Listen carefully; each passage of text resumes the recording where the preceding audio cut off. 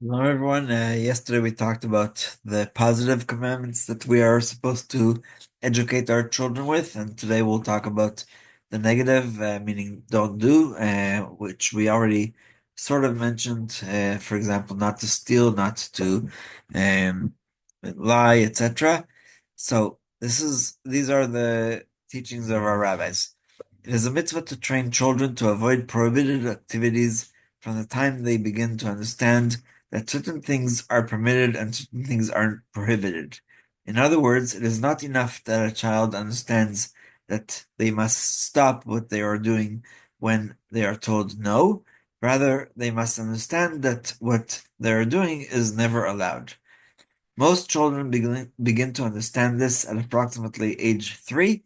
From then on, if one sees their child engaged in a prohibited activity, such as eating non-kosher food or turning on a light on Shabbat, one must stop them from doing so.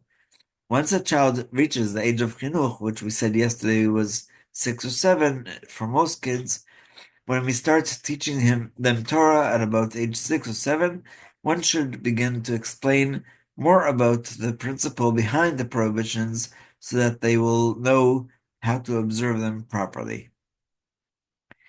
There is no mitzvah to teach one's child who is younger than 3 to avoid prohibitions. Therefore, if such a child finds prohibited food and wants to eat it, or if they want to turn on a light or on and off or Shabbos, one does not need to stop them from doing so. Similarly, if one's small child is a Kohen and they go into a place of ritual impurity, such as a cemetery, one does not need to stop them since they do not understand the prohibition. All of this refers to situations in which a small child is acting autonomously. In contrast, if an adult causes a child, even a day-old baby, to do something prohibited, the adult violates Torah prohibition, for the Torah commands us not to cause a child to violate prohibitions. So this is mentioned several times in the Gemara, and specifically on Daf Kuf Hey and Daf Kuf Vav 105 and 106 of Chulin, where it talks about what is permissible and what isn't permissible to eat.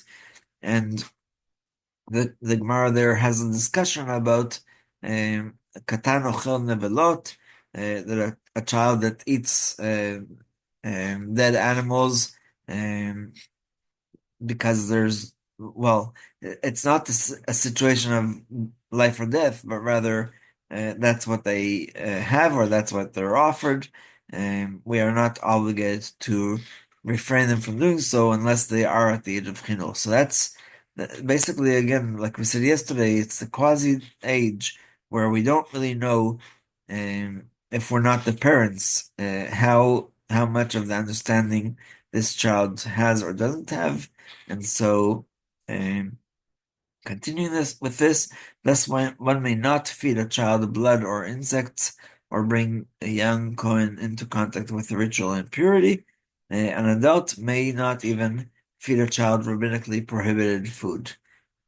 Um, so we're a situation in our community where one of the children I was teaching for bar mitzvah, I did not know what their level of understanding is, and so they asked specifically about eating crab, and I said, you should ask your parents, and based on that, was what was done. So again, the chinuch is on the parents, but if a child doesn't have parents, God forbid, then the the prohibition and the guidance is on the community, on the Beit Din, etc. However, if it is not prohibited to give a small child an item that he might use in an impressive, impermissible fashion, for example, one may give paper to a small child on Shabbat, even though it is likely that they will tear it and destroy letters that are written on it, as giving this paper is not considered the same as instructing him to tear the paper and to erase the letters. However, one who puts non-kosher food into a small child's hands is considered feeding him, as this is the normal way to feed a child, because most children don't know what they are or aren't allowed to take from the table. And just one little anecdote from my life. If I understand correctly, when my parents were raising us in Toronto, and Rabbi Berglas told them to buy a siddur called Minchat Yerushalayim, which has over 1,100 pages.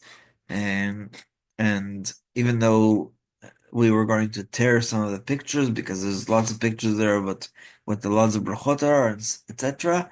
Um, the rabbi said that just the wisdom of seeing those letters and considering them holy was more important than if we tore them on Shabbat or not on Shabbat. And let's continue. On Shabbat, there is an additional prohibition, for we are commanded not to have children undertake melacha on our behalf, just like our animals and our non-Jewish servants. But the seventh day is a Shabbat for the Lord your God. You shall not do any melacha, you, your son or daughter. And it continues, like I said, with animal and servant and maidservant. This means that if a child turns on a light because he thinks this is what his parents want, and his parents know and do not object, then in addition to neglecting the rabbinic mitzvah of chinuch, they are also transgressing a Torah prohibition by having their child do melacha for them. If a child turns on the light for another Jew, other than the parent, uh, who sees them doing so and does not object, that Jew only transgresses rabbinically because the chinuch of the child is not on their um, responsibility. And last but not least, even though we have seen that one may not feed a minor forbidden food if a child is hungry or thirsty before Kiddush or Havdalah or during a fast, then even after he has reached the age of Chinuch, the adult may give them food and drink.